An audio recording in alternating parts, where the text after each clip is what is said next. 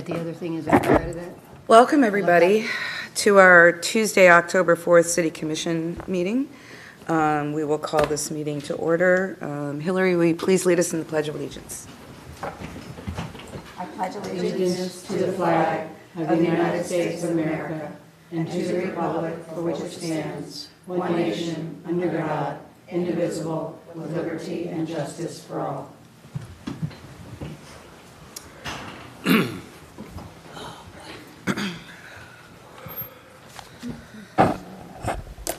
So, if you're joining us this morning on this bright sunny day that we should be so thankful for, I think everybody in this audience and on the dais is exhausted from last week, as I'm sure everybody out there watching is as well.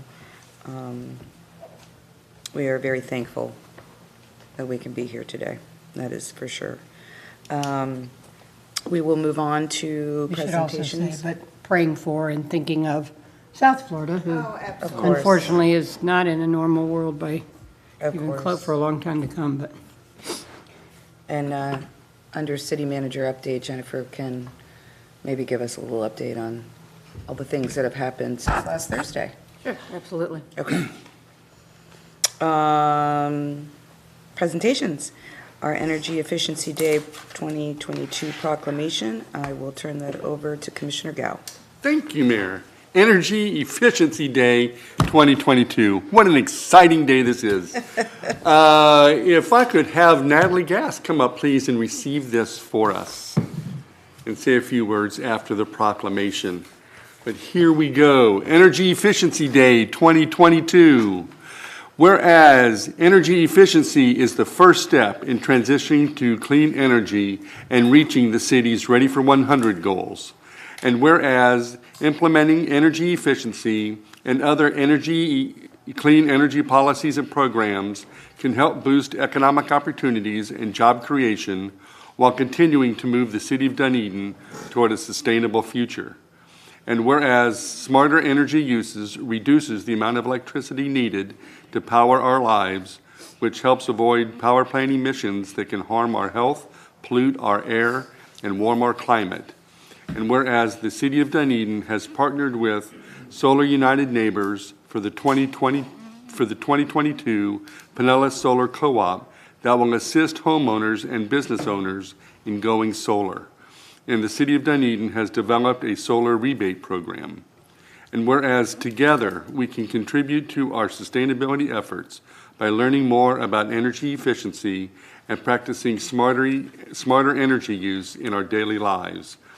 Now therefore I, Jeff Gao, by the virtue of the authority vested in me by the Mayor of the City of Dunedin, and on behalf of the entire City Commission, do hereby proclaim October 5th, 2022 as National Energy Efficiency Day in the City of Dunedin, and call upon all residents of this great city to join me in supporting the aims and goals of this worthwhile effort.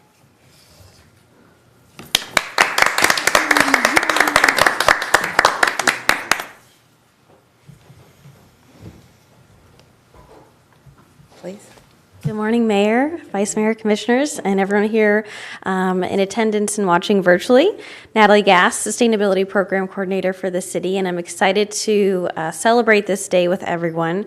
You know, it really coincides with our Ready for 100 goals. It's the first step, is being more energy efficient, reducing our energy consumption, and then switching over to clean energy systems. So, you know, I mean, even LED lighting, switching the color of your roof if you're able to, and when that happens, efficient windows and shades, all of that plays into that for protecting the environment and your wallet. So I'm excited that we were able to celebrate with a proclamation and, of course, encouraging our residents and business owners to get involved.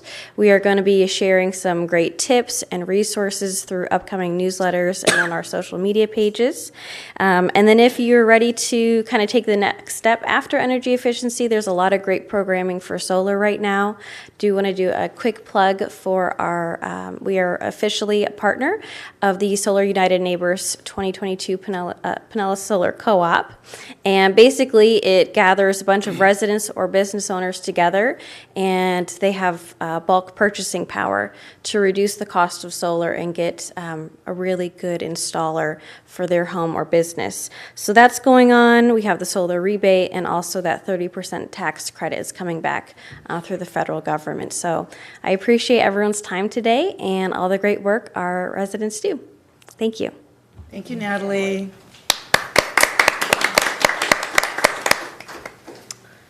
All right, now is the time for citizen input. Anyone wishing to come forward and speak to any item that's not already on the agenda, please feel free to come forward and do so. All right, not seeing anything. We have consent agenda, the approval of the minutes for August 16th and 18th, board and committee appointments, Board of Finance, the Downtown Dunedin Wines the Blues license agreement, and the ratification of an emergency purchase order for repairs to a water main located at CR1 south of Curlew for $171,000 and change. Any items to be pulled? Mayor, may we pull 2D, please? Yeah, that was the same one I The was. emergency repair? Okay. And I'll go ahead and pull the Wines the Blues one. I just have a quick question, so don't panic. Yeah, I had a question on that, but I asked Jennifer, so.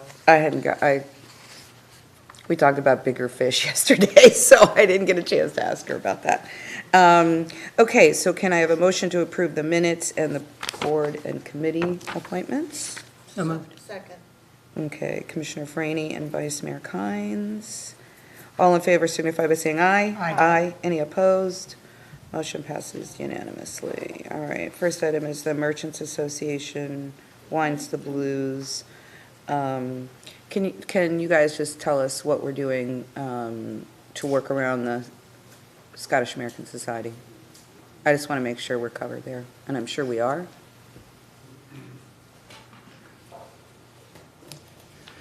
Good morning, Mayor, City Commissioners. Vince Gizzi, Parks and Recreation Director. I did speak with Alan McHale this week, and he does not have an event that will conflict with our Wines and Blues on November 11th. But we also are working with the Boy Scouts to see if we can gain further access, and they still need to bring the item to their board to discuss, and hopefully we'll be able to work something out with the Boy Scouts. But for the Wines and Blues event, there is no conflict with the Scottish American Club. So, Mayor, we did approach the Boy Scouts with something more akin to just on a, As needed basis. event-by-event basis, and they were open to that. Great. So, and we'll talk to them when there's an event and there's a conflict and see if we can get folks in the back way through off Milwaukee. Do you know when the board's meeting? I do not. Okay, I just want to, I know you all know this is time sensitive, so, Yes. Okay. thank you. And also, Mayor, if I may, Yes, ma'am. Vice Mayor had asked for a map of the road closure, and that's attached as supplement. Right, nope, we got that.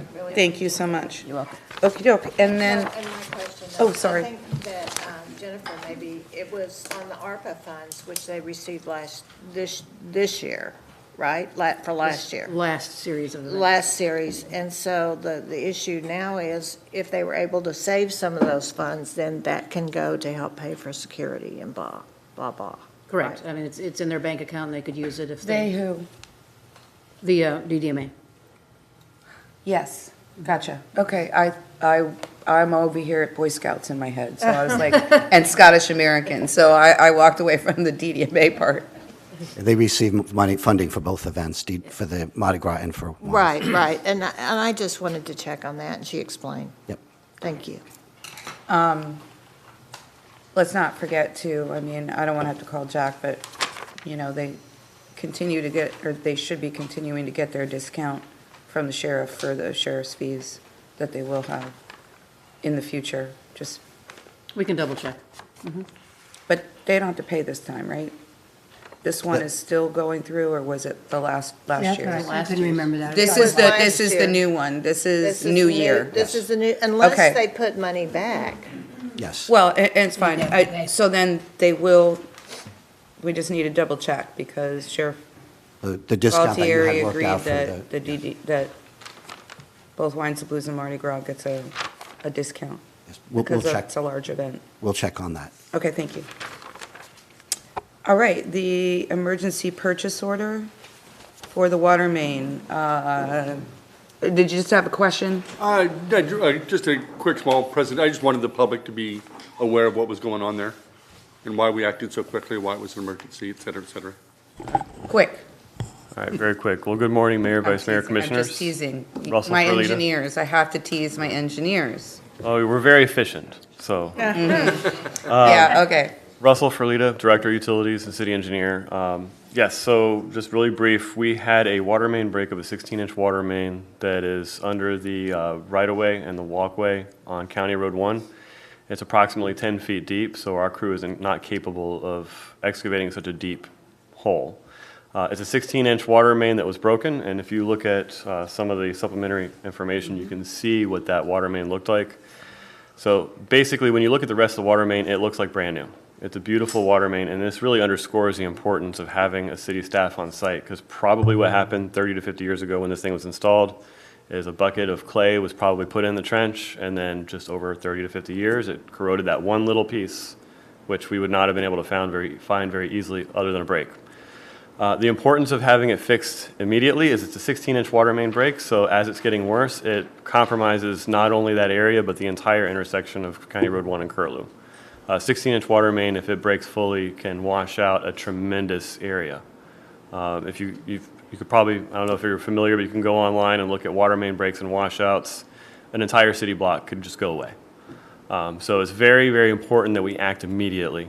So around 5, 6 o'clock in the morning on Saturday, I called Jorge, said I need an emergency ratification via anything in writing. Let's get this thing done. We called out our contractor, TLC Diversified, who's been wonderful to work with.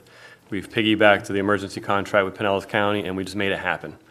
And I'm very happy to say that they did a very good, solid job under what we thought it was going to cost. So I'm very happy all around with the quality of work, the cost of the work, and then also the how quickly they were able to get it done. And this was back in August. This is back August 6th. So it's correct? nothing that has happened. We're going back and approving the contract That's correct. as a back step measure.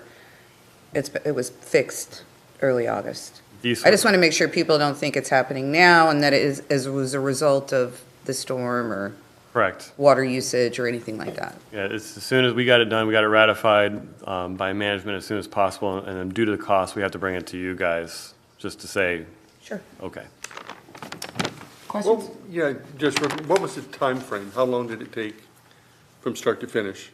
Start to finish, it was about 2 weeks, but the water main repair was actually done within a few days. So they excavated, they turned the water off, and they were able to sleeve the new pipe in. It just takes time to get restoration. It's a county road, so we had to have the county out there to go look at the work. The water main break actually lifted a portion of the road, so we had to end up restoring more. You can imagine a 16-inch water main dumping water in under the road. It actually lifted the road. So. Was it the 22nd? The 22nd was complete repair, full traffic maintenance, and then we wrapped up the thermoplastic striping a month after. Right. Very good.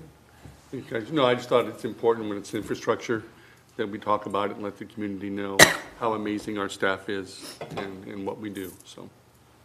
Yeah, yeah, no, thanks, Commissioner, because I wanted that one pulled as well. That's one that was living and breathing in my life, because I got several calls on it, and I got several calls early, and I just looked. It was Saturday, August 6th, 7:26 p.m. We have water. So the neighborhood and the neighborhoods around it were really watching that one, because they were, just, kind of waiting, and Directly and affected. they got a lot of communication quickly from you all. You took care of it quickly. So, I just think it was a great example of our staff in action. The community obviously knew it was something significant. They could see things happening, so they knew they were being patient, but at the same time anxious. So I concur with your comments. I think it's a great example of, quick action, getting it taken care of. But again, in the end, it took 2 weeks to really totally fix it. But we got people up and running quickly, so thank you.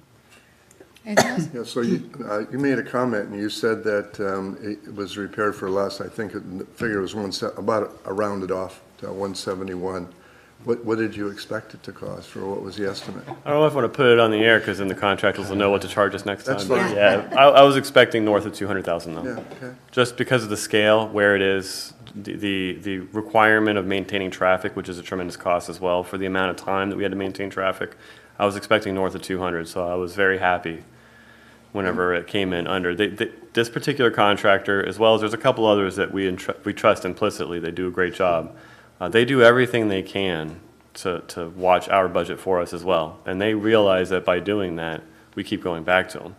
No, and I appreciate you making that comment, and that is your responsibility, and I want the citizens to know that you're watching. I also wanted to have that polled. It affected, as in the material that I looked at, directly 42 houses, correct? 42 establishments. Approximately. So we did have to shut off water to a section of them in order to isolate that break. You can't cut open a 16-inch water main under pressure.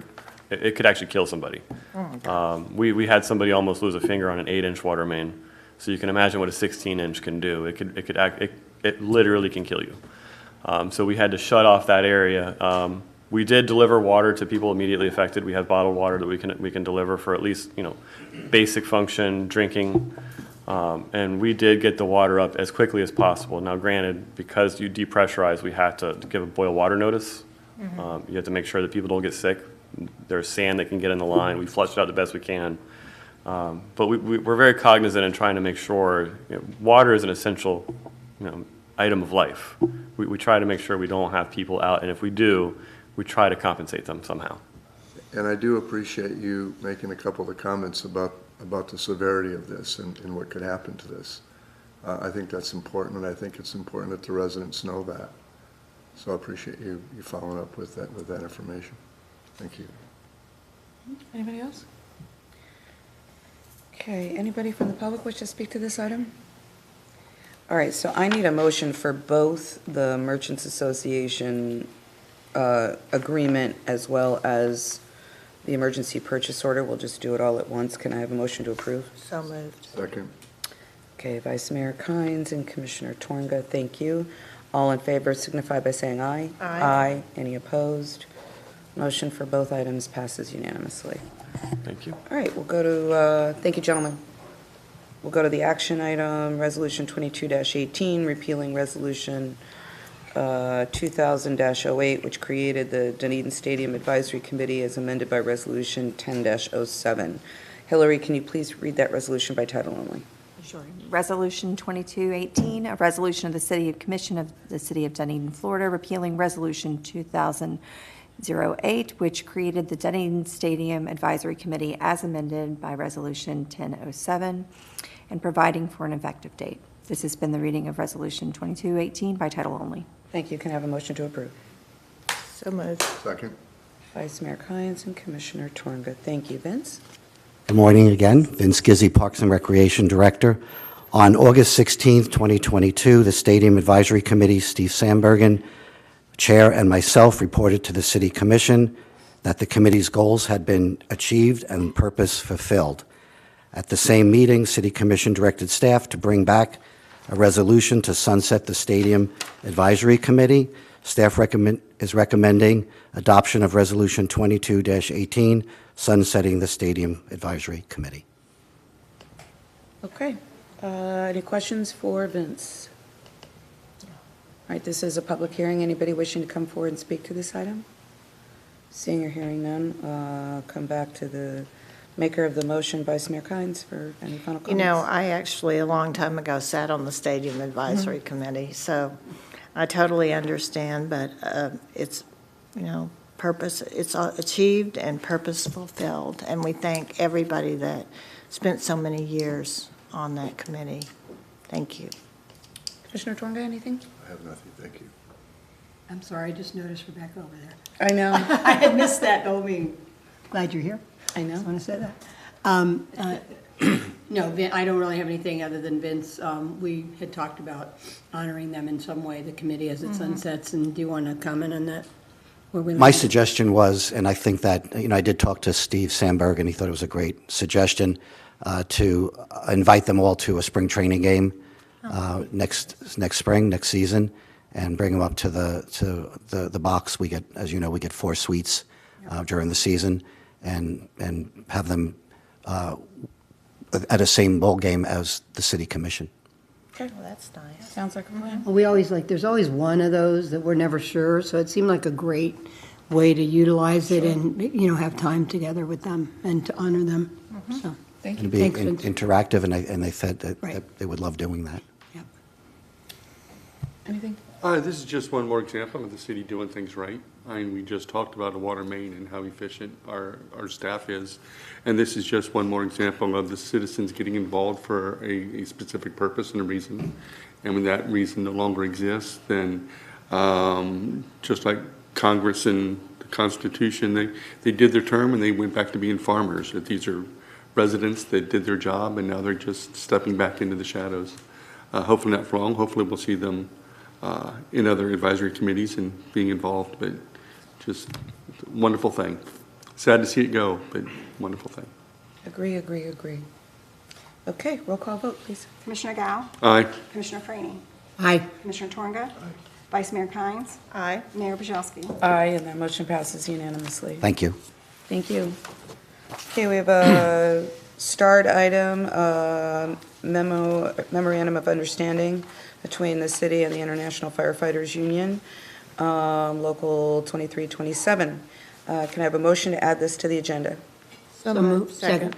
Whatever. Whatever. All right, Commissioner Franny and Vice Mayor Kynes, thank you. All in favor signify by saying aye. Aye. Any opposed? Motion passes unanimously. We'll have Well- Teresa and Chief Handoga, Mayor. Okay. Welcome. Good morning, Mayor, Vice Mayor, Commission. Teresa Smalling, Director of HR and Risk Management for the city. What we have in front of you is a great document that the union has collaborated with fire administration to develop. The city already has in place policies for hiring above the minimum in other departments, and we also have in place certification pay policies for departments. So what this document is basically doing is memorializing the same process within the fire service. There is the ability to hire firefighters, whether paramedics or EMTs, above the minimum, depending on their years of experience, as well as a certification pay incentive for paramedics that already have Pinellas County certification. The union, in accordance with the rules governing collective bargaining agreements, the union did have a ratification vote, and the majority of members have approved it. So we are recommending that the commission also approve this MOU as well, and then authorize the city manager to execute the document with the union president. Chief Handoga, Deputy Chief Handoga, who's also the fire marshal for the city, is here to answer any additional questions that you may have. Okay. Questions for Teresa or Chief? Yes, ma'am. Yeah, I have a few. So I just want to understand, the current staff that will get the bonus and/or the pay, because there's 4 that get the additional pay, move steps, basically, Correct. Those are individuals who had prior experience. when they came. So Correct. had we had this policy, and if you don't do it, They would be behind somebody. they would be behind somebody who's going to come because they didn't get credit for that at the time. Correct. So that makes great sense and very proactive, I might say, versus waiting for people to scream. Yes, And we say, do. what? The term may be eligible for this. So for a new hire, when it says may be eligible, I guess I'm looking for flexibility. Let's say that they've got 5 years and 2 of them, and maybe I'm talking about something that doesn't make sense. 2 of the 5 years are not great. It's not good experience. Like, on paper, it might be seen to fit into the wording, but it's really not good experience. And we decide, yeah, we're going to hire you, but you're going to get, 3 steps up, not 5. and they look at this and say, wait a minute, I should get 5. So what's the flexibility here? I mean, are there gray areas that you're going to have to decide, and are we keeping flexibility for the gray areas? We're trying to outline it pretty defined. I think that's probably the safest thing to eliminate some of those areas where there might be some question. It has to be experience with a municipality. It has to be documented experience. It has to be basically reviewed by fire administration and HR to be approved. It has to be continuous as well, right? Yes, and it can't be from 10 years ago that they had this experience. We're looking for someone who is active as a firefighter and can come right into the role. That's the purpose. Well, and okay, so let's just say somebody jumps back into the workforce, somebody hires them, well, I won't name any municipality. Some municipality hires them, has them for 3 months. They hired them based on experience they had 10 years ago. Now, based on our policy, because they're working with someone, again, that's the flexibility I'm saying. Somebody had flukily hired them, they have experience from 10 years ago, which fits them into our policy, and so, hey, we want the full 5 years into the staff. They would have to have it's got to be a minimum of a year experience prior to coming in. So, Okay, so. and I think we would work with HR and we would review that and make sure that we're doing the best thing for the applicant and for the city at the same time. So Yeah, and I'm just making sure there's flexibility, because I don't want to have like a challenge, so to speak, because you know how that is. There's always that. So I just want to make sure we're keeping the power we need to be keeping. You feel like you've got the flexibility in here for the gray area type stuff? I do, yeah, absolutely. And I think that it stipulates exactly what type of agency that they're coming from, and that, they're in that agency for a year before they come here. So I am, and I think that. And I mean, of course, you don't have to hire them, it's just that, Well, I think the union will help us, with that as well. They're going to be keeping an Well, eye they on will. this. They're going to Right. want, hey, you don't give that Right. kind of pay. Right. But again, I know when you get it into union terms, then sometimes the gray areas aren't always easy and somebody challenges. So I just want to make sure we're good on that. And then my last question is, who signs off on people coming in over the min, whether it's citywide or now in this new case? Who will sign off? Who has the final sign off? It's HR and then the city manager. So you sign off on anybody coming in over the minimum? Correct. And there's always a discussion. Okay, good. That's what I'm happy to hear that. That's good. Okay, I'm good. Thank you. Good work, by the way. Good work. I think it's very proactive. I really hope this sets us apart important, from right. every I other agree with agency it. around right now. Yeah. Any other questions? I had my questions answered by the city manager yesterday, and I appreciate the thoroughness of this because I looked at it sort of that way as well. And as opposed to having a lot of flexibility, I wanted to make sure that it was relatively presented so you could look at it and say, well, I know this is or I know this isn't, but we also have the fallback, not the fallback, we have the checkpoints for it. So I appreciate it, and I appreciate the response from the entire voting body as well. Thank you. Very collaborative work. It was great. Anybody from the public wish to speak to this item? I don't see anybody from the public in the audience, but. Maybe we can get somebody else. The polls sometimes hide people, so I never know. Okay, I'm going to come back. Is there a motion to approve? Second. Whatever. Whatever. Where are Jeff we? can have the second. Commissioner Franny and Everybody's in that I'll mood do today, Commissioner right? Gao. Okay. Final comments, Commissioner Franny? Well, I'm not the maker of the motion, am I? Yeah. Oh, I was? Okay. My final comments is I think, I don't want to make you gruel and go through what the memo said about some of our staffing challenges, but people know labor-wise all around us, including with first responders, is a challenge. And, we certainly we want to make sure that we're getting the best that we can. And training is very expensive, especially in this area. So again, I think we're doing nothing more than we already do citywide, which is basically paying for experience people already have when they come here. And to not do that in this market, it just to me is shooting yourself in the foot. So I think it's great. I commend the union for also being, creative-minded in this and wanting to do the right thing to get the best people for our citizens, which is what it's all about. So thank you. Commissioner Gao? Thank you. Yeah, the citizens, Commissioner Freeney, was actually where I was thinking of going. And it's when they're the ultimate benefactors of this.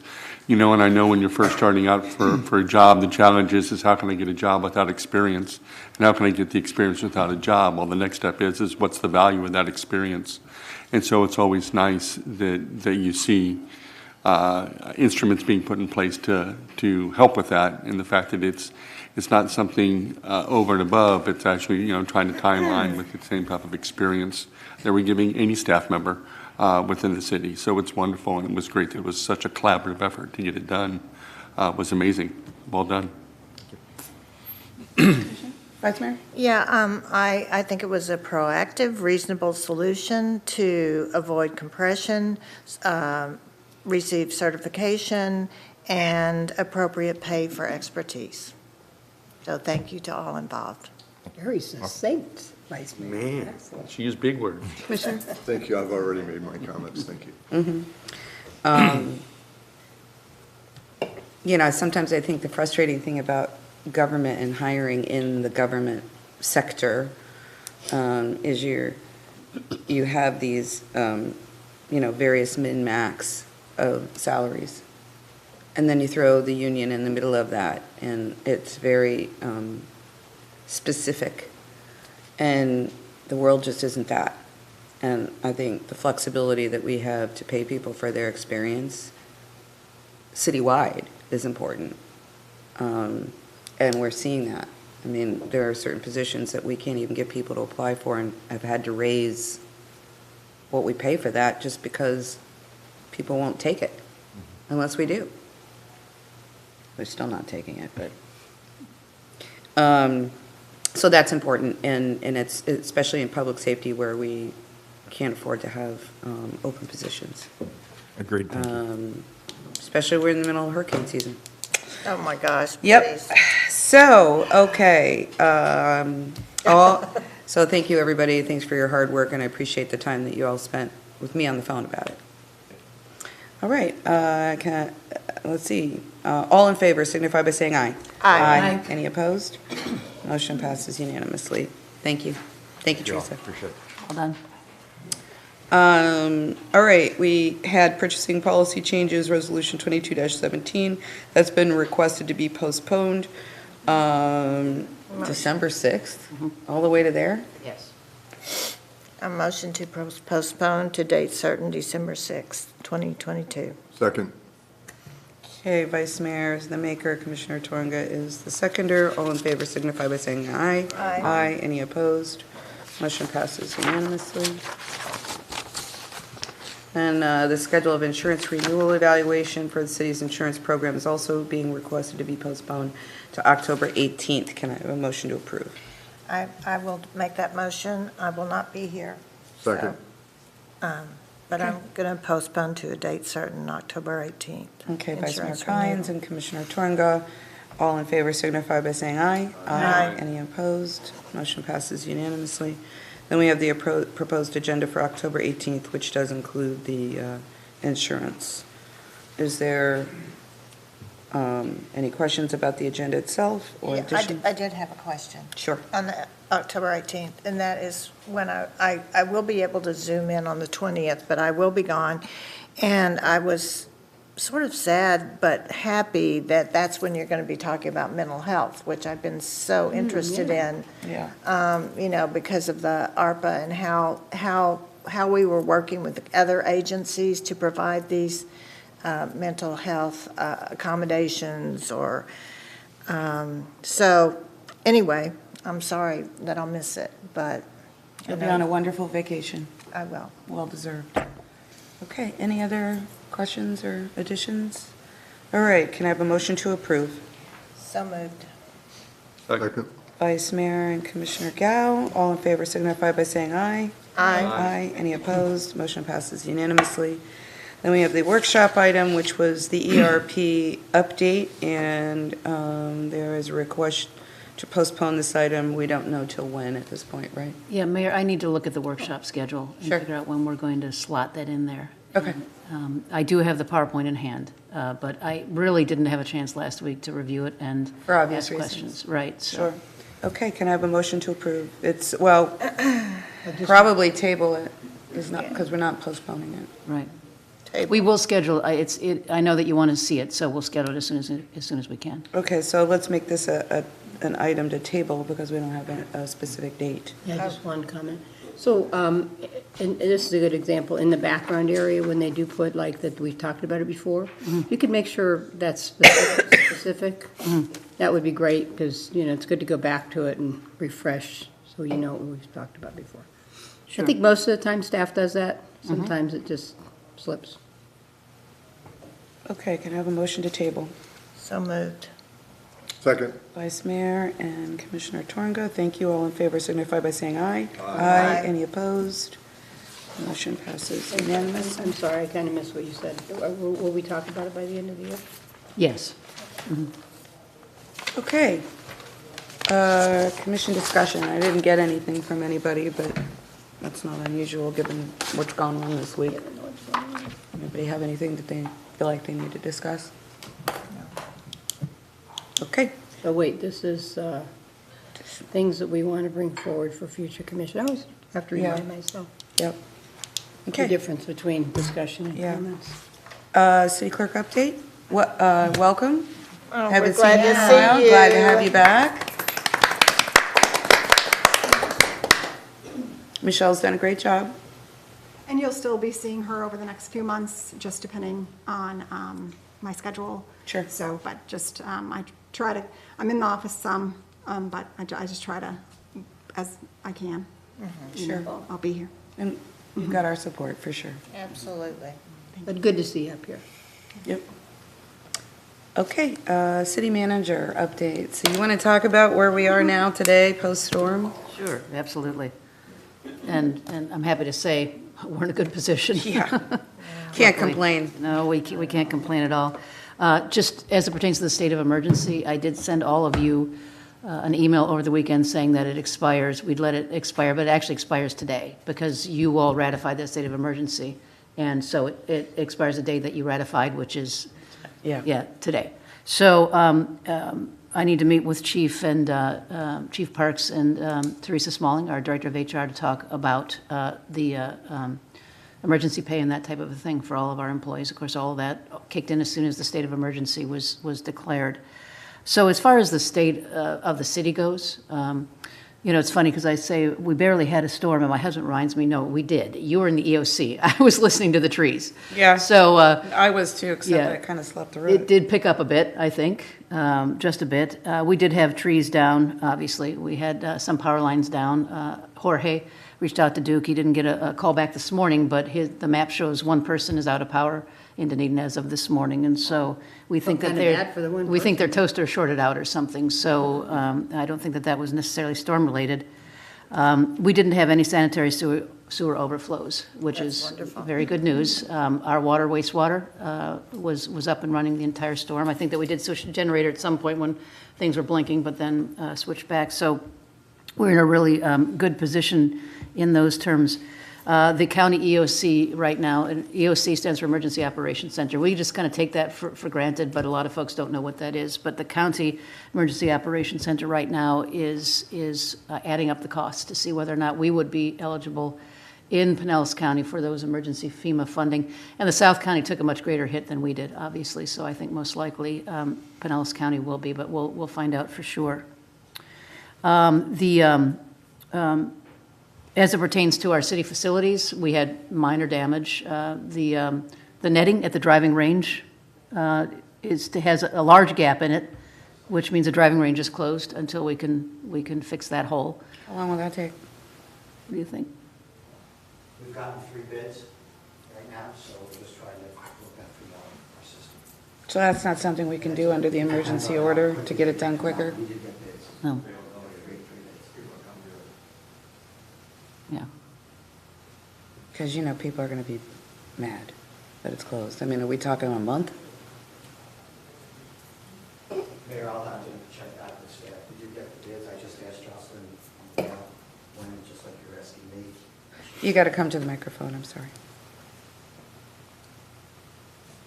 Vince Gizzi, Parks and Recreation Director. We did get 3 bids. We're working it through purchasing. I don't have a time frame on when they're available to come out and make the repairs. There's 2 large panels that need to be replaced. We feel we can get it open. Ultimately, we really need to replace the entire netting. It's about 7 years old. It was replaced back after Irma, and it was covered. Billy Casper was there then, and it went through their insurance. So the net's 7 years old. And we got our 3 bids, and we're just waiting to see what the availability is of coming out to do the repair. Yeah, go. Well, I, for one, Replace the whole darn thing. no, I mean, I commend you on having already gotten the bid. Oh, yeah, I no. think, you know, like it was a week ago today, as we sat here, that the storm was starting to take its turn. You know, we hadn't even had it yet, so I mean, Chris Hoban, our athletics coordinator. Well, I'm not complaining. well, it seemed like you might have been, so I was just, I was just saying, wow, like, that's pretty good, Sorry. I think. We want to get it done. It's been one of those weeks. I still don't feel like I've had enough sleep, and I'm not the one that, you know, I got broken glasses. I have lost the key to my car this morning. I mean, it's been one of those days. I heard you simply asking for information, which was Thank you. No, I'm prepping for the, Orga protects you from me. I'm just prepping for the, you know, social media questions I'm gonna get. Why is Sterling closed? And how long? That's the first thing they're gonna say is how long? Right, well, as soon as we know, we will let you know, and, yeah, we'll I'll put that follow out up. there in I'll social follow up. media. Yeah, exactly. So we are going to prepare an after-action report, which we did for Irma. The after-action report for Irma, I think, really helped us kind of fix some of the things that we needed to address after Irma. Obviously, Irma was a worse storm, certainly for us, than Ian. That said, some of the things that we've heard is communications. We did much better this time than we did for Irma. And a lot of that was Sue and her group. We had folks out on vacation, and others filled the gap. So we did much better in those terms. We had the EOC in place, the Emergency Operations Center in place, which we did not for Irma. And so, you know, that helped our communications. It helped our level of readiness and preparedness and those types of things.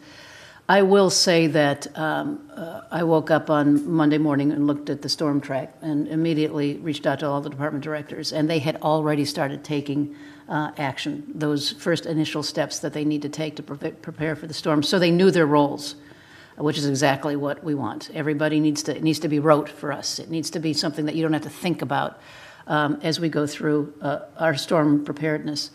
That said, I don't think that anything would have prepared us for what happened in Fort Myers and on Sanibel and Captiva. So, and there are things that I think that we need to do to address that aspect. If it's a category 4 or 5 that hits our shores, God forbid. So, you know, we talk about a step-down shelter being the community center, and step-down shelter in emergency management nomenclature means where we go once the storm has passed and our homes are not livable. And we were thinking of the community center, and you can see from Fort Myers, we'd need a whole lot more than that. And so, you know, those types of things that I think that we need to address, and that's called continuity of operations. And so that's going to be a large part of the after-action, I feel, when we move forward. You know, I've spoken individually to just about all of you about what we did well and what we didn't do well. We will consult with you before we finish the after-action report. Overall, though, the level of preparedness, I don't want to downplay that I felt that we were prepared as we could be for that storm to come in, that I was very pleased with the activity and the actions of city staff. There was no complaining. There was just let's get to it and protect this city and its population. And so moving forward then, we have kind of turned our gaze toward Southwest Florida and what we can do to help. I'm not really ready to talk to you all today, but we have a meeting over the lunch period to talk a little bit about what we can do to help the residents and the cities in Southwest Florida as well to get through this, because as you can see, the devastation is immense. And it's going to go on and on and on for years for them. And I've shared with all of you that I was in South Florida during Andrew and after Andrew. And, you know, it changes the DNA of the city. It really does. And a storm like that becomes inherent in that DNA, and everything is before the storm or after the storm. Oh, yeah. And so, you know, we'll do what we can to help them get through this. You know, and there are all sorts of things about the evacuation, the timing of the evacuation in Lee County, and all those sorts of things that you see. And I think that we just need to support them as best we can to address this, because it could well have been us. I do think that our residents now, I think it shook them up a little bit, those I've spoken to. They understand what we could face, and I think that they will be more prepared in the future as well, and not take this lightly. So we'll schedule, once we've had a really good chance to get to the after action, we'll schedule it for a workshop to talk to you. And it might be, you know, 6 months from now when this is kind of faded in our memory, but it's really important. It was important during Irma to take that out, brush it off, look at it, and drill and drill and drill, which we did, you know, in the intervening period between Irma and Ian. And we had ETA, which is the first time we ever activated the EOC to kind of dust that off and fix some of those issues. So, you know, all in all, we still have a little bit of work to do. I was pleased with the progress that we made between the two storms, and this would be a whole different ballgame if we got what we were expected to get. And we'd be having a completely different conversation, obviously, if we got that storm. But this is an opportunity for us to continue to train and do better, you know, in the future. So thank you, Mayor. Any comments or questions? You know, again, our sincere thoughts are with the Southwest that got it, that got the storm that was heading for us. And, you know, our prayers that they rebuild, and survive. And then I keep thinking to myself, we're not through hurricane season. No. Hurricane season is November 1st. Mm-hmm. That's when it's over. 30th. November 30th, even worse, you know, but. It always seems to be September, though, August or September when we get it. Where's the wood? I know. Yeah. But again, you know, what can you say? Well, And so I truly hope that we not only can do maybe something special that you're sort of working on, but, you know, maybe with Sue, she can put out certain sources that you can donate to. I mean, maybe we could put that out, different sources that you can. I know there's Disaster Florida. Yeah, the governor's thing, Volunteer Florida. There are different Red Cross, whatever. You know, maybe we could encapsulate some that people might wish to donate to. Yeah. So it's seeing the devastation, it's totally scary, totally scary. And knowing that it could have been us, truly. Yeah. So, and I do want to thank all of you all. It seemed to run very smoothly. I know you all were working on it there, sending out things to us, sending out information. So thank you to all our staff. Great job. Thank you, Vice Mayor. Commissioner? Yeah, you know, it is nice as I'm walking around the city or even looking on Facebook, the number of positive comments you're seeing from the residents on the appreciation of staff and the preparation before, during, and after.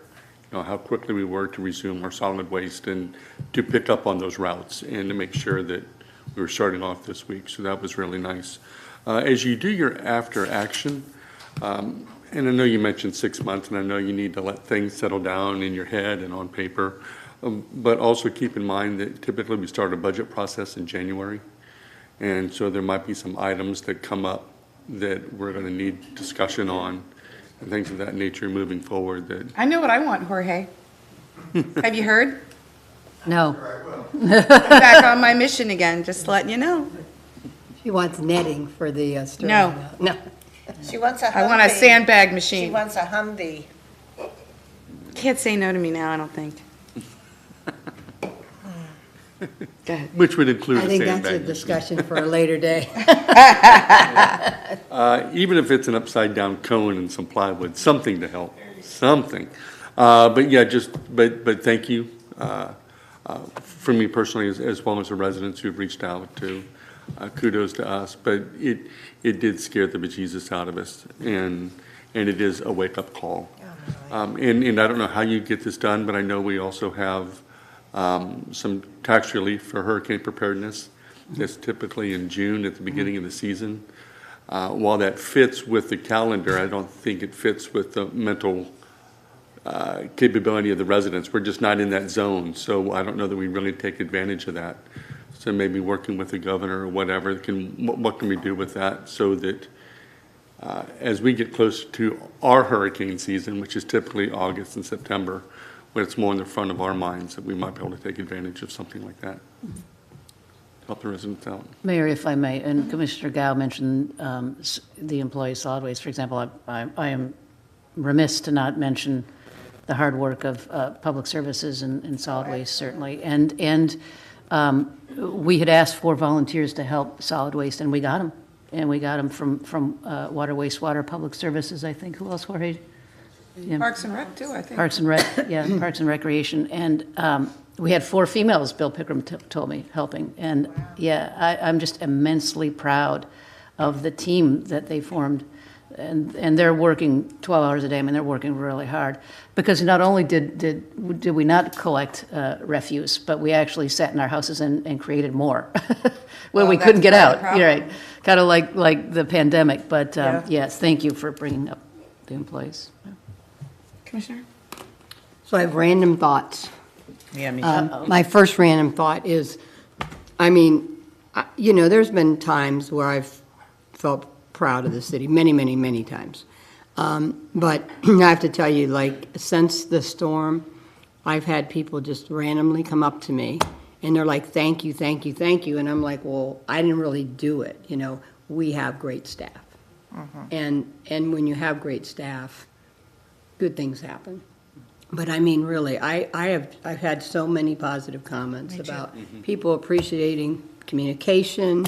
I look at Sue, because I know she worked her She did. her A off. 24/7. Yeah, and but all the staff, I mean, and Jorge, I just have gotten a lot of comments. And of course, number one question was about trash pickup and debris pickup. And, again, we're on top of it. People are appreciating it gets pushed out there. And so I can't say enough about that.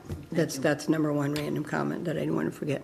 On Duke Energy, because the commission has asked me to act somewhat as a liaison with staff, which has been Jorge, of course, who does a great job with them. And I'm just there to irritate you, right, Jorge? Kind of. But I did get a text from Jeff Baker asking me. He says, "Oh, isn't this so much better than Irma?" And blah blah blah. And I said to him, I said, from my perspective, it was. However, what I want after the storm settles is, the stats, the comparative of how we fared for that storm, how we fared for this storm, how many outages were there, what were the outages, how long did it take to get them up, so we really understand. And it was different wind. It was different Very winds. different. Very It different wasn't winds. sustained winds. But again, we seemingly fared better, but I said, it's all in the numbers, right, when we lay it out. So, of course, he was already, Jorge, going to talk to his data people, so it's something I think as we move forward, because we actually had a scheduled meeting last Wednesday, was it? And, of course, it had to get canceled because of the storm. So that'll be, I think we're trying to get it rescheduled now. So those will be discussions as far as how we fared. So to be continued. That's all in the data. I will send both of you, just to interject, I screenshotted the major areas on their outage map where they had real large amounts of people. So I'll send you, both of you, those screenshots. Yeah. What was interesting, though, is I saw the outage map, and then I talked to some people who I looked like they were out on the outage map, and they said, we never went out. Yeah. I think there's some issues there, too, and we need to see. So that was one. Jennifer, I saw County Administrator yesterday, And you had already kind of said to me, like, I think we had volunteered to be, what, a step-down shelter? the community center. Which I was glad that we had, because he was just chatting, just informally, about, shelter issues, and I think things went well, but the county may need help from the cities, and I think Dunedin's always been one that's ready to stand up and help, and I think that's going to be a discussion at your city manager's lunch today, he said, or Friday. And so I just wanted to kind of say, I think to the extent we can be team players, we want to be. So I'll be curious to see how that goes and what, because I think that sometimes, we don't want to leave everything to the county. We need to be able to help, so. Absolutely. You're giving me the eye, so. No, I'm not because, sure I if you mean, got something going on. Well, no, We I got a thought- thing going on today, so. I think we were willing to step up and help. It was the We were. special needs piece of it at the community center that Oh, yeah. was very, Yeah, it that was was, different. that wasn't a good thing for us. No, that was different. But I think we were ready to do the, Right, No, we he weren't offering He special wasn't criticizing needs. by any Yeah. means. He's doing an after action. No, he was, Okay. And I told him, I said, from our point of view, I mean, oh, yeah. they did great at the county level, I thought, and I They think he's did, reflecting the absolutely, same thing. So I think, There are some minor things that we need to talk to him well, about, I but think everybody does. I will tell you that I do think their shelter list, as they hadn't opened them yet, you remember they had the 3, right? And when you go on their list, it was just a long list that you couldn't say, give me all of Dunedin's. I mean, it was difficult to navigate. So if you want to mark that down to let them know, their list wasn't easily Although, and maybe I'm wrong, but I thought. Yeah, there you go. I didn't want to say that word. Although I thought when you went into their website and you did your own home, like, it gave you the suggested shelters. So maybe I'm wrong, but I thought that's how you got clarity. And I didn't know that's how you could do it. I'm pretty sure, like, if just you went went in in on their there, website it had and a list, and one of shelters. them was shelters, and it showed the ones that would be It was more just applicable awkward, to you, yeah. And to not have it on the website as to when the ones would open the next day. Remember, they were opening, some were opening Tuesday morning and some were Wednesday or Monday morning and some were Monday night and some were Tuesday morning. They just all showed closed on their website. So it was just, if you weren't watching the TV, and if we had been out of power, you wouldn't have been able to watch the TV. So that's the only reason I bring that up. Go ahead. No, and you kind of bring up a good point. I think, in terms of some of the things statements that are going on now in South Florida about when they evacuate, how soon they should call for it. I mean, I have no idea, who should have done what when, but I do know it's a tough call. And I do know, like, they work hard in those EOCs, because if you always evacuate and if you always, make the call and you're always wrong, then the next time people don't want to listen. So they always go through that. Well, if we do it too soon and we always do it and we, scream, get out, then the next time they're like, oh, we don't have to get out. So I think, again, nothing takes away from each individual's responsibility to kind of listen and watch and kind of, hey, make some of your own decisions, early or late, but, I mean, hopefully never late. But I just think it is a tough call to know when to evacuate and when not to. And I know even the evacuation shelters, I mean, it's about the schools, right? The schools are still in session. You're trying to decide how quick you can get them ready. And so, I mean, those are tough calls, but I think, quite frankly, I think it probably was a wake-up call for all of Florida, like on how fast the storm can shift its way. And some things are just still unpredictable. I mean, so, anyway, my 2 cents. Jennifer, I've talked to you too about confusion about what to do with boats. I think there is some confusion about what to do with boats, particularly maybe people who are new owners of a waterfront home who have a boat and they're not sure what to do and how early to start, because I think then you have to have a plan even early on. And I don't know what the best practice is, but that's an issue, and I've talked to you about it. And I guess in the after action too, I was just thinking, because I think everyone really believed we were toast, so to speak, that people are thinking about their own after-action reports, how to streamline, how to be ready to get out, how to, and I think anything we can do that kind of helps the average homeowner to think through how they can be better prepared, not just us, but they, is probably good. It's well-timed. I think everybody's at attention right now. Right. So it's, so that's it. That's all. That's my random thoughts. Can I bring it, because it's tag on, when we talked to Duke, at one time, they had said that they might do they did underground all the way around the Fenway, and that they might institute a program for voluntary undergrounding. It would be voluntary, but they would at least have that availability in the general region. And there were outages there too. On the outage map, that was a swath. So I'm just can we revisit and see if that is still on the table? Because it was definitely on the table before. It was the other utilities like Verizon, Spectrum, cable. Right. That, they were the problems, right? Part of the problem, Yes. anyway. Well, they don't keep us from undergrounding. We just No, can't they get don't. rid of the poles and things because of, But then what's the benefit? right. That's what people will say, Right. Well, even though we know the The benefit. benefit would be the grid. Yeah, the benefit is keeping your Yeah. power. And just to piggyback, I'm sorry, just because it's Duke, and I'm sorry. And I don't know whether we're talking about Duke as part of the after action, and we'll come back and talk to them. We are. Talk It about will be part of it, yeah. Again later. But when it comes to the undergrounding, if there can be some analysis, I know that undergrounding isn't the end-all be-all, and will all be wonderful if everything is underground, depending on the severity of the storm. But what are the true benefits of the undergrounding? Does it benefit the residents other than optic?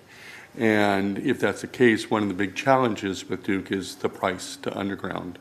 And so then is it a matter of all of us and every commission in every city to really lobby the Public Service Commission to see if we can't somehow work with Duke and partner to get that cost down so that we can, because we all want to be more resilient. The problem, sorry, just to interject, the problem with it, what we learned when we went up there was that, after Irma, is that whatever their guiding document that they have to follow states that they have to provide maximum service for the least cost to the user. It's more profound than that. I'm just summarizing. And because of that, they can't just unilaterally go out and underground because that's not the cheapest way to provide the service. I'm just saying, so it's not just the Public Service Commission that we have to lobby. It's the legislature who can change any of that. And then if that's the case, and you're right, then let's start that lobbying now, while the storm is still hot in everybody's mind. And because it's going to take a long time to get that done, and we're not going to get it done next session, so it's going to be this constant drumbeat from everybody to work that way, because they wouldn't disagree. We have a legislative conference Friday by Zoom, and I'm sure that that's going to be a big topic of conversation across the legislative committees for Florida League Well, of Cities. please bring it up, as you guys are But the on most there. important thing we need is data. We need data to show it actually is safer, better, keeps things online, Right. That's what we need. And so it's a good point you bring up, because I want to make sure, like, in our comparative and the information we're getting from Duke, that's part of the after action, like, the, understanding, like, not just in our community, but how has undergrounding performed? Because they're not going to listen if it's not data oriented. They're not. And then the economic benefit even beyond that. What does that mean to the residents? What does it mean to the city when you can continue to have power? The economic benefit to that. It'll be interesting to see what they learn in Southwest Florida because of the flooding. I mean, Duke's biggest complaint about undergrounding, besides the cost, is that it makes their lines hard to access. But the what do you call them, the transformers and things like that. Those aren't necessarily underground. Those are above ground and accessible, and those are what they go after. But if that's all they have to work on,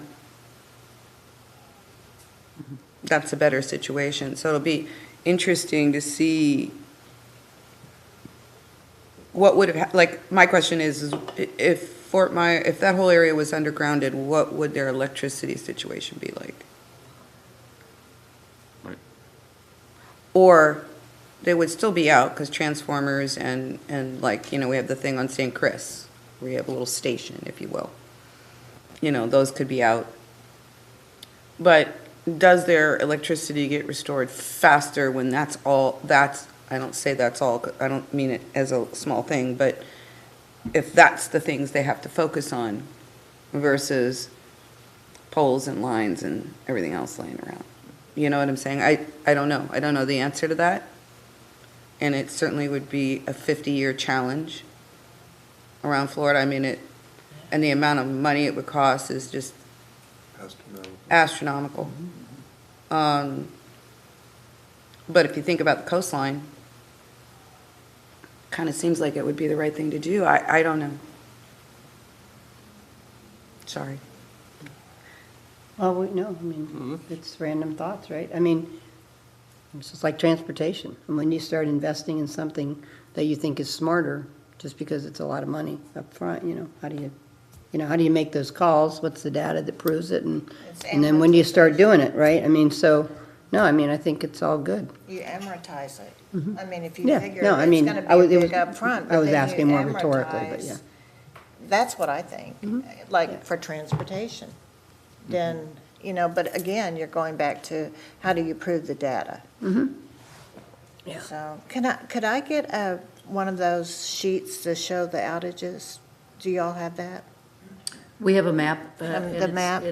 Yeah, and it's on the Duke website. We can give you an example of what that map looked like and what. I can include the screenshots that I took on it for all of you. Okay, great.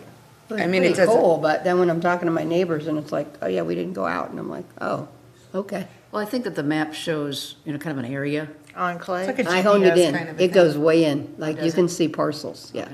you can, so, yeah, so it'll be interesting I'll to send it see to you. how- The only screenshot I didn't have was Scottsdale, and I think it's because they had already fixed it. Commissioner Tonga? Yeah, thank you. Yeah, and you can't see all of that. It's all, you'll get a great view of that then, Deborah, if she just sends it. So you'll see I'll what send you the yeah, screenshots it's cool. that I took. Very- Yeah, it is very cool. I'm supportive of everything that's been said. I just want to I'll make two additional comments. I hate to use the word please, and I was thinking of another word, but I'm going to use the word please. I'm pleased with the state of Florida, how the state of Florida has reacted to all of this, really, really solidly. And the other thing, I can't talk about other areas, and I wouldn't want to anyway, but I can talk about our own. And the people and the residents in Dunedin really stepped up for this one. They did. And they were really aware, they were really concerned. They weren't panicked, but I don't think we've ever seen any of the preparedness that we've seen in this one. So I think that's fantastic. So we continue with that. That's the best we can do for right now. And that's what we have to do. We just have to keep doing it. So Wolf has yelled, and we don't know where it's going to hit, and we learn that every year. We learn that all the time. So when it's that close and it's that big, you got to take care of it, and they did really respond. So thank you. That's all that I'll add. And Mayor, if I can just piggyback on John's pleased.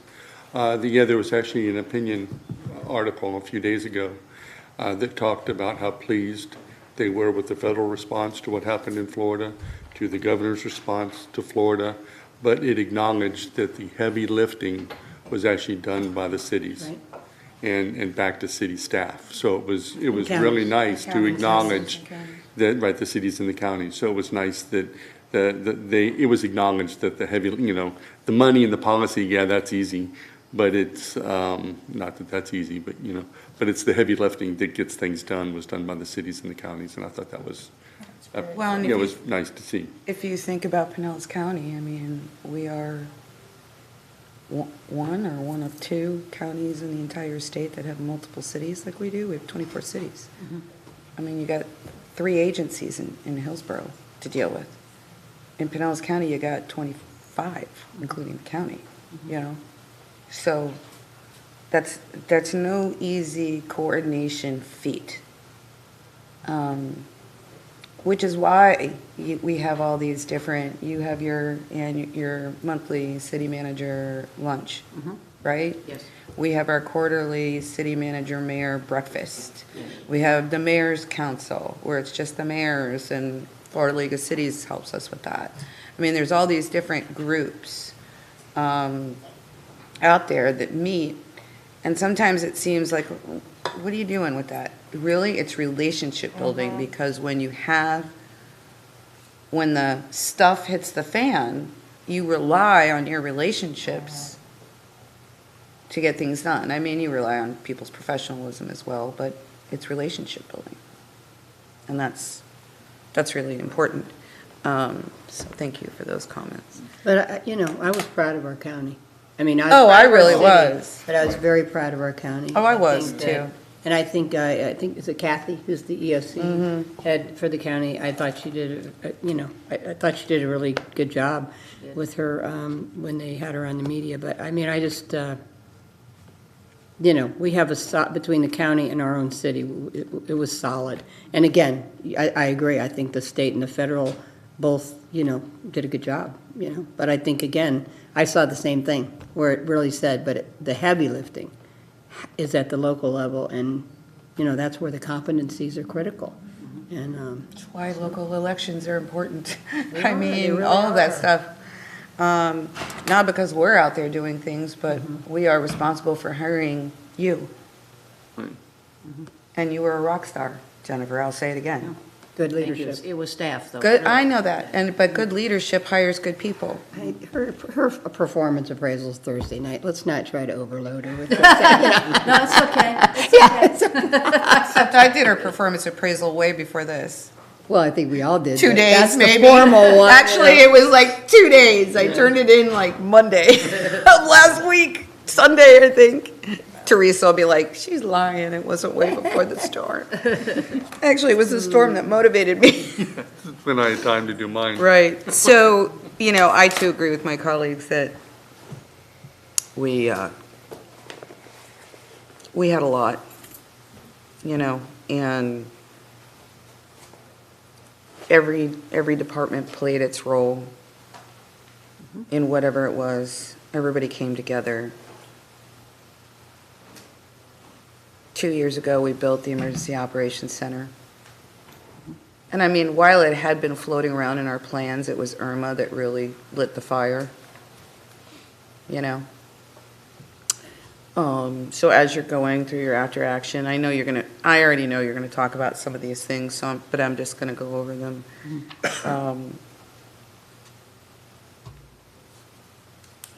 As you did, you reviewed those flood maps, or surge maps, sorry. Surge maps in the case of hurricane force winds of a category 1, 2, 3, 4, 5. It's really unfortunate, but I think we have to look at where our buildings are, especially our wastewater treatment plant. That's the biggest thing. We can lose a community center or MLK center. Not that I want to, obviously. And I think we need to look at all of those, but that is critical infrastructure. And I'm really, really concerned about that. Because if we would have had the flooding like Fort Myers, we could have been in a really bad situation. And so obviously that's a priority. You all know that. We're going to look at that. It was built many, many, many years ago, so it isn't like we were part of the decision to choose that location. It just is what it is. I also would like, as you guys are talking, to understand how would we communicate if cell towers went down? If Wi-Fi, because that's what they're experiencing in Fort Myers. They don't have cell towers, which is how you get your Wi-Fi, right? I mean, I'm assuming, I don't know. I'm sure there are ways of Well, I doing think they're these bringing things. satellite towers. That's what Yeah, they're trying and, to do. right. I mean, we have satellite phones, sat phones, so we do have a plan that we don't have many of them, but But I mean, how We do are we prepared. communicate? You guys can communicate. I'm talking communicating with the public. How do we communicate with the public? If I may, you know, they put a bunch of satellites up for that purpose. Right. Right, and I don't know how we attach, I just want to, I would feel a lot better knowing that, We had a plan. yeah. Somebody had a plan. I just We need to know what it that, was. because I didn't know exactly how that would happen on this one. I just had my fingers crossed thinking, we'll do what we did during Irma. We'll do Facebook Lives. But you have to be able to do a Facebook Live. And our residents have to be able to receive. It's not just us. They have to be able to actually receive it. So I would like to, you know, just, again, have a better understanding of that. You're gonna, you know, take care of EOC, or Duke. Oh, well, I mean, we're gonna get the data and we're gonna do the best we can. That's what we're gonna do, but we're gonna make it data-based and we'll go from there and we'll give you a report. When is that decision? Well, When is the signing of the contract? When is that? so the franchise expired when? End of June? End of July? So we're already in an extended period, but if we're all acting in good faith, we're okay with that. And so that's what we're going back and forth about. So, you know, I mean, in the next couple months, few months, it'll come to us to sign. And of course, at the time of signing your franchise is always your point of greatest power with with Duke. But again, based on how the state and the legislation surrounding it and the PSC, you have limited power. But that's our most important point. I mean, they're definitely acting in good faith. I mean, they're working with us. So we'll see what at the end of the day, what all we get. Thank you. But I think this is, when it comes to real performance, how they perform in these situations, is critical, because they can't defend if they're not performing during these kinds of moments. I mean, that's critical to our citizens. No matter what you think about undergrounding or overgrounding, how they perform in moments like this is very critical to how overall the effective their system is and their grid is. So that's why I think that data is the most important. Mm-hmm. And then the whole sandbag, thing, it's probably one of the bigger complaints that we had. So as you go through that, and again, I totally understand that every single city was experiencing long lines and all of that, so I'm not complaining. I'm really just trying to say we can always do better, and let's think about this, and we certainly don't want all our employees tied up at a sandbag site. They've got more important things to do, which is why I think the automated sandbag filler is the perfect thing to do. But y'all look into that. If I may, Mayor, I agree. Your comment's well made, because I've been involved with sandbagging here for a long time, and going over there, et cetera, and I have never seen the line or the number of people that wanted sandbags is what we did this time. So Yeah. who knew, but And I it think was 10 times more than I've ever seen. Right, and I think it was because of the level of the storm, and that it was showing a direct hit, and 10 miles of coastline, right? A lot of it with residential people. I had some people say, why don't we have 2 sandbag things? But then you have to think you have to have twice as much as sand, so, and you're fighting every other community for the sand. So, I mean, those things, I don't pretend to know the best answers for any of that. But I think Jeff is correct when he comes to talking about the upcoming budget. If we can at least, I know you're going to do this after action thing, and I know it might take 6 months, but if you can at least think about the things that might cost us some money, even if you don't know how much, put them on a list for us to talk about. Because we don't want to wait. And we don't want to be doing budget amendments and yada, yada, yada, you know? And you've got a commission that just watched all this happen that I think are really ready to adjust if we need to for whatever we need to be even more prepared. And you're right, we were more prepared this time, I think. And we thank you for all of that, especially communications. I can't tell you how many times Sue and I texted each other. Okay, again, thank you to all our employees for all the hard work. Teresa, I heard you're quite the chef. Oh, yeah, we were all excited about that. Well, I did a ton of cooking for my family prior to I just assumed I would be out of electricity for a week like I was the last time. So I was like, I want to come and eat Teresa's cooking. And thank you for doing that. Anything else you want to add to this conversation, Jennifer? Nope, nothing there. Thank you. Okay. Good idea. City attorney update, anything you're going to do? Nikki wasn't here today, and I didn't announce that. She had an appointment this morning, so she'll come back at the next work session for the annual legal update. Okey doke. Any questions for Hillary? No. Well, we'll spare her. I was going to say, can we think of something really good? Yeah. All right. Commission comments. I'll start with Vice Mayor. Yes, I do want to recognize that Dr. Smalling did a wonderful DEI training, diversity, Equity. equity and inclusion training for the DFAC board, and it was really excellent. And I heard a lot of comments from the differing board members that went. They said, wow, you know, I usually go to a retreat and I'm going, okay, well, this time I really did learn something. And they did really appreciate your efforts, your empathy and your kindness in talking about sometimes difficult subjects. So I wanted to give her kudos on that. She deserves it. Also, October 13th, it is going to be the ribbon cutting for the 3D digitalization. And it will be coming to the library Of the Kellogg. The Kellogg 3D digitalization project. It will be, it's supposed to be being set up tomorrow by 8 a.m. So please be aware of that.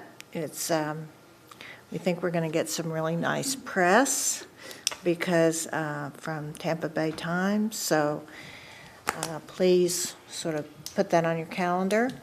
And those are all my comments. Oh, one other thing. Please go ahead and save the date for November 6th, which is the 50+2 celebration for the Historic Museum. So that will be November 6th. Is that a Saturday? That looks like a Saturday. Sunday. Sunday. It's Sunday night, yeah. Tickets on sale for that? Sunday? Yeah, Sunday. well, they've already gone out for sponsors. I'm not, Okay. I thought tickets could even be on sale, but I could be wrong. I don't know. I mean, I just got a sponsor thing, so I don't know. So that's where we are. Okey doke. Just a shout out to the residents and what they did through the storm. And it was really nice to see community come together. I know in Fairway Estates, there were some residents that didn't have power and some that did. And so within that network and that group, they just put a blast out that, hey, if you've got power, but you've got a generator you're not using. And so there was a lot of community coming together during the storm. We had And that on just our street too. sharing, it was just Pre-storm. really nice to see that. So shout out to the residents. Absolutely. Yeah, so, yeah, well, again, shout out for the residents. On a light note, though, first, Taste of Love, is that movie ever going to come out? I don't know. Like, they They're should still just tell shopping us, like, are they just, Are they yeah. still shopping it? I get questions. I get actually I haven't harassing gotten an questions, update like, in a is long it coming? time. You want to reach out? Yeah, because there's that other movie too.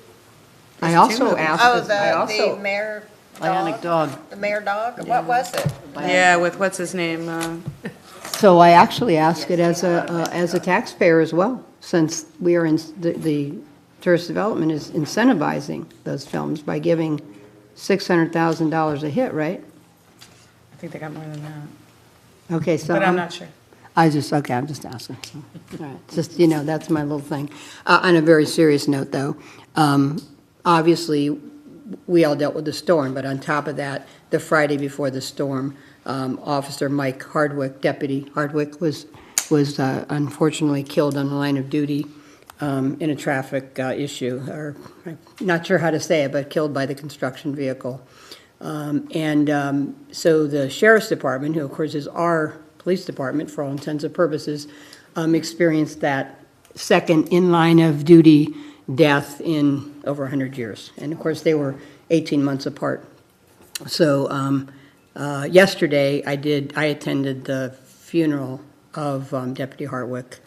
And I've got to tell you, you would have been a basket case. You would have been I mean, it was a beautiful ceremony. The place was really, well attended, packed, and of course the last thing they do at those ceremonies is the last call, where they call out the radio number of the deputy. And you didn't see many dry eyes for that. It was just a very beautiful service.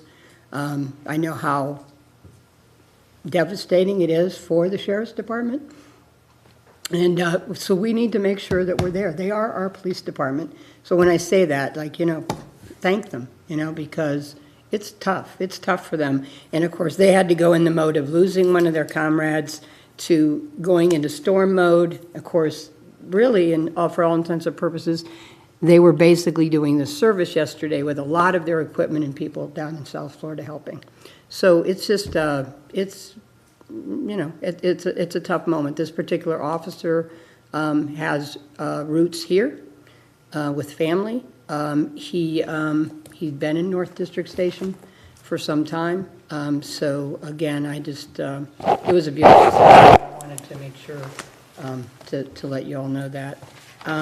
As well as actually, after the service, there was a family event, and they ended up going to Dunedin Golf Club for that family event. And I've already heard feedback with how great Chuck and the golf club did with really making that very special for the family. So I just wanted to share that. Mm-hmm. Anything else? Thank you. I just have four really short ones. I wanted to thank everyone that I watched that was filling sandbags and helping, and that just came over and stopped and just started filling sandbags, taking hours out of their day just to do that because it was there. And it's just an example of the other things that I'm sure occurred within the cities, actually including the city and outside where they helped anybody from the county as well. So lots of great volunteers, and I appreciate that, and so do we, all of us, I know. Dunedin Cares is in need of care. Food, help. We did manage to secure enough to continue. Dunedin Cares has, but it will be a struggle now, particularly after what's been going on down south, which is really, really devastating. We don't need to touch on that, and we all know that. Suncoast League of Cities, we're going to be sponsoring the January event here on the 27th. And we tried to have that coincide with the new City Hall. So we took a little risk months ago, and looks like that's going to work out fine. That's the good news. And we have the legislative committee meetings, and lots of these subjects we talked about today are in somewhat concern, and we'll start to develop that now. It's been kind of slow because of things that have happened, and now we're not going to be going to Orlando. We're going to be sitting on a computer, so it might be a little more difficult, but we can send notes ahead of time on some of the important subjects. And obviously, with the storm that just hit, all of these things are going to be embedded in each one of these meetings, I'm sure. That's all that I have. Thank you, Commissioner. Jennifer, I just had a quick question. Have you guys decided where our swearing in is going to be? Are we going to do it at the community center, or the library, or the MLK Center? We haven't decided, but We need to get on I that. think that we did it at the. We did it at the community center last Community time. center last time, yeah. But there was a sound issue. Yeah, acoustics were. Yeah, so you were going to look at it, so I just want to, Okay. because, I mean, we were originally planning to do it in the new city hall, and that's not happening. So the planning for this needs to kind of get on, and, you know, we're going to, be nice if we could order some food and drinks and different things, so, We will get on it. okay. And then, I'm quite sure we haven't determined this, but our holiday party, Mm-hmm. I know we still don't have a date. Are we working through that? Because it Yeah. really needs to be prior to our employees being out working all through the month of December. It just has to. We will figure that out. Yep, and maybe that, you know, maybe that's the place we do something extra special Yeah. for what they've been through. Seems like the perfect time, Mm-hmm. Yeah. you know, than to try to do 2 parties, given the fact how busy we are. Right. You know, so. So Forward Pinellas, the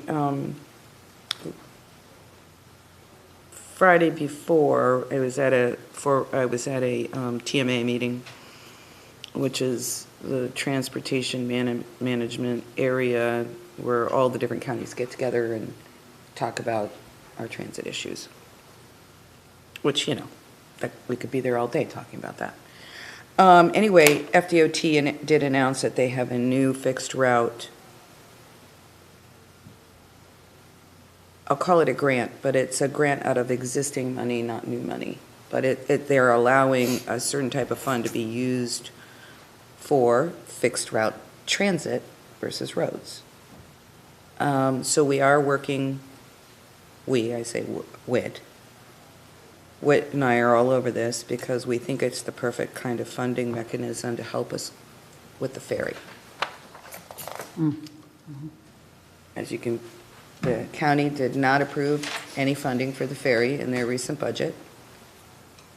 And you know how happy I am about that. But we are working on it, so anytime you can speak to the county administrator or anybody that's in that role, please tell them how important that ferry is to get people off our roads, given the fact it's one of the top 3 concerns of folks in our community. So we are working on that. What it may mean is that we start the ferry, everybody puts in the full amount, and then this funding kind of backfills, if you will. The way they do it is something like they'll give us, it may be like 100% first year, 80% the next year. It's a 5-year usage. So we would all split, whatever funding we get, we'd all split whatever our portion is, you know, with that money. So it could be a really good thing. Whit thinks it's a really good thing. We're just trying to get the support from the county for such a small ticket item. Can I ask you a question? Mhm. Do we know when it'll be rescheduled for the honeymoon opening? I don't have any information on that yet. And it would be great, I think, if you could get us, you know, maybe at some point, Jorge can update us on what's going on with signage and all of that stuff for the causeway. We want to be proactive. The temporary signage I'm talking about for honeymoon. We want to be proactive in putting that out there so people understand what those signs are going to do, how they're going to do it, and what they should expect for that opening of Honeymoon Islands lanes. They did open Labor Day weekend, unbeknownst to us until 2 or 3 days before they did it. So we haven't practiced our process with those temporary signs. But the idea is that the signage would tell you if the park is closed. If they fill up too quickly with the parking, those temporary signs are Bluetooth capable, and the park can Bluetooth to the sign to say, you know, we're 80% full, or whatever. So you can turn around. Yeah. But the other piece of that is we've got to watch we have to monitor, and supposedly WIT is working with the county. They have, professional services funds, if you will, like we do, where they can take some money out of that. I asked that during an especially busy thing, during a holiday, especially during season, we need monitors out there. I mean, physical people that understand not only what's happening with the traffic, if they close, are they having to do are they doing a 3-point turn in the middle of the road, or are they going onto the causeway? There's a conflict with the trail there that's already difficult at the bathrooms. What's happening with that? Is it causing more damage to the road, the sand? I mean, there's a lot of things that need to be looked at when you change all of this stuff. And so he's working on getting professional money to get those kinds of monitors out there to tell us what's what.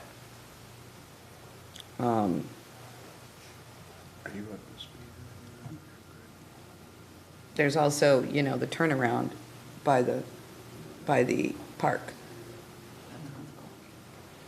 We all thought we were getting I'll call it not really a roundabout, but a full round, And of course, DEP doesn't want to do it until they have proof that they actually need it.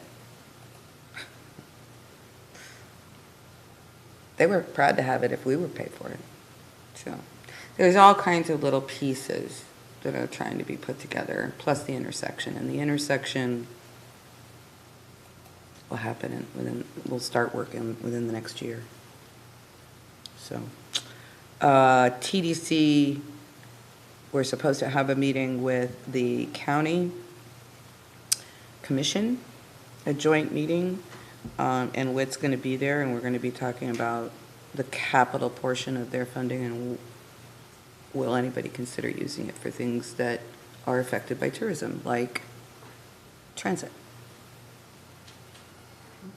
trolley, ferry, those kinds of things. So I don't know when that's going to happen. I don't have a date, but I imagine it'll be sometime in November or December. I also wanted to let you all know, if you didn't see it, Charlie Street has retired. I saw that. I missed that. Yeah, and Teresa's already working on getting him to come to a commission meeting so we can honor him, because, I mean, he's been in Dunedin forever. Yeah, I saw it on Facebook. Yeah. So I can't even imagine what it'd be like without him around. But he'll be around. He'll be taking pictures at everything. He will be. And I have nothing new to report with anything Scottish at this moment, other than the Celtic Festival's coming up, which is why we can't have our holiday party that particular night. But we can have it on Friday. Just saying. And that's it. That's all I Mayor, have. just one thing Yes, before you ma'am. adjourn. Teresa reminds me that tonight from 5 to 7 at Edgewater Park, we have the National Night Out. What's that? National Night Out is essentially, and it's usually at the same date throughout the region, but it's when the sheriff's office comes out and meets with residents and, That's still gives them- happening? Yep. Literature, and they bring their equipment out, and it's really interaction for them with the residents. I can't believe that. Exhausted. Where is it at? Weaver? Edgewater. Edge. Oh, I was going, yeah, because they got to be exhausted. Yeah, Okay, no I just way, want to yeah. announce that event is canceled. Good catch. Wow. I was gonna say, thank like, you, I mean, really, thank you, Jesus, thank you that they did cancel it. I mean, we don't expect that. I mean, look, we couldn't even get all our agenda items on today, I mean, it's been a That'd be busy too much. it puts you You're off, but, behind. and again, Never mind. And with that. I wanna thank our residents as well. Yes. I mean, you gave me the idea of using the word grace, and I used it all week, because I was trying, you know me, street Julie comes out, and other words will come out, so you gave me the idea of the word grace, and for the most part, 90% people gave us grace. And that, after going through what we went through with Irma, that was where nobody was graceful, including me. That was really impressive. But again, I think it was the level of what they knew was about to come upon them, and then what they saw came upon Fort Myers. So absolutely thank you to our residents, thank you to our team. It's not over yet, you know, we still have the after action and a lot of work and catch up to do, so your patience is greatly appreciated, and if there's nothing else, we are adjourned. Wow. Can I ask a quick question? Amazing. Causeway.